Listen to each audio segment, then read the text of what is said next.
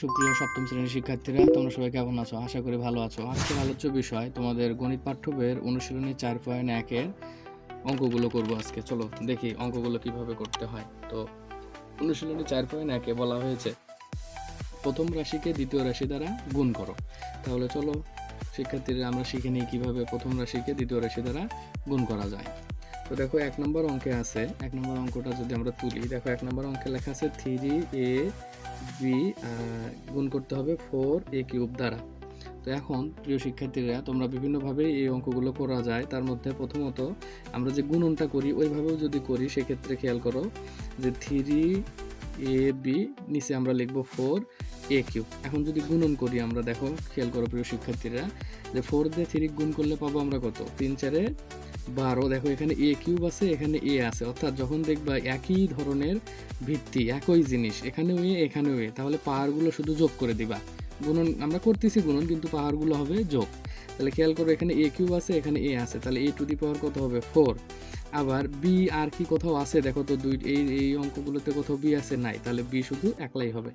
অর্থাৎ আমাদের এটার উত্তর হচ্ছে 3ab গুণন 4a³ এর মান আমরা পাবো কত? সমাধান 12a⁴b।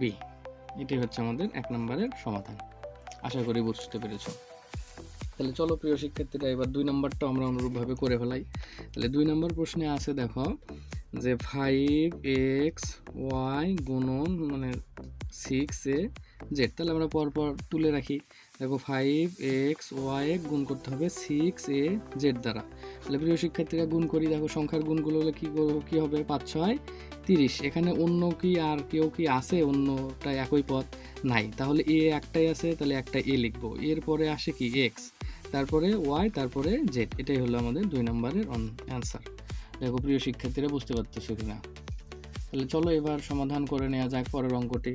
পরের অঙ্ক অর্থাৎ 3 নম্বর অঙ্ক। দেখো 3 নম্বর অঙ্কে আছে কত আমাদের? 5a² x² আর হচ্ছে 3ax⁵y। তাহলে প্রিয় শিক্ষার্থীরা, আমরা অনুরূপভাবে আগের মতোই সিরিয়াল করে তুলে নিচ্ছি 3ax5y। তাহলে প্রিয় শিক্ষার্থীরা, আবার আমরা সবার আগে কি করব?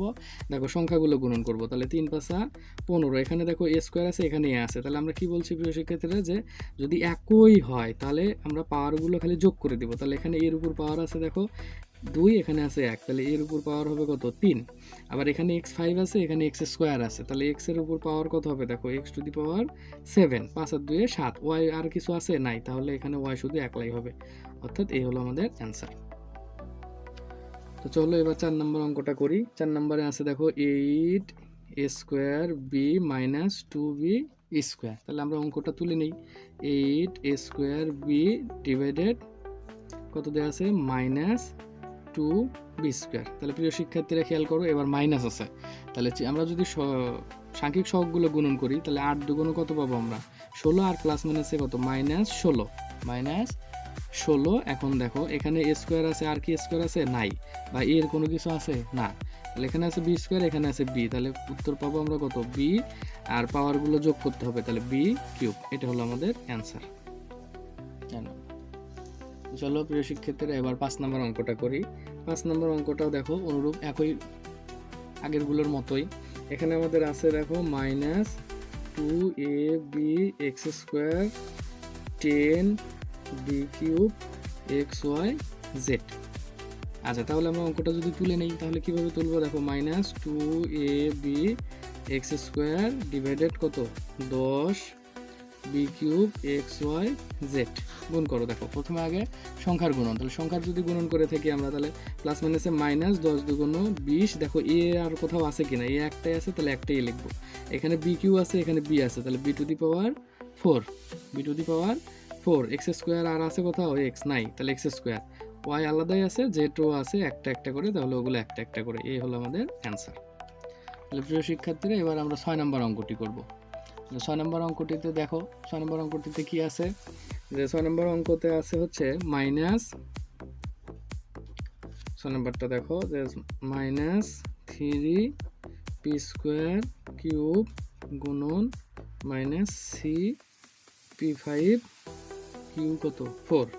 তাহলে আমরা প্রিয় শিক্ষার্থীরা তুলে নাও। দেখো অঙ্কটা যেভাবে আছে, -3p² cube divided -6p5 Q কত 4। তাহলে আমরা সবার আগে কি বলছিলাম প্রিয় শিক্ষার্থীরা, চিহ্নের গুণ করতে হবে। তাহলে মাইনাস মাইনাসে প্লাস, তাহলে প্লাস আর লিখতে হবে না। 3 6 18, এখানে দেখো পি আছে, এখানেও পি আছে, কিন্তু পাওয়ারগুলো এখন গুণন করতেছি, তাহলে কি হবে যোগ। তাহলে p⁴ 5 আর 2 যোগ করলে কত পাবো 7। q⁴ দেখো এখানে আছে 4, এখানে আছে 3, তাহলে 4 আর 3 কত 7। এই হলো আমাদের অ্যান্সার। আশা করি প্রিয় শিক্ষার্থীরা তোমরা অঙ্কগুলো বুঝতে পেরেছো, এবং তোমরা যদি বুঝতে না পারো ভিডিওটা বারবার প্লেব্যাক করে দেখবা, দেখলে আশা করি বুঝতে পারবা। আর যদি কোনো সমস্যা থাকে তাহলে কমেন্টে জানাবা, এবং আমার ভিডিওটা তোমরা লাইক কমেন্ট শেয়ার করে অন্যদের মাঝে দেখার সুযোগ করে দেবে তোমার বন্ধুদের কাছে। ধন্যবাদ।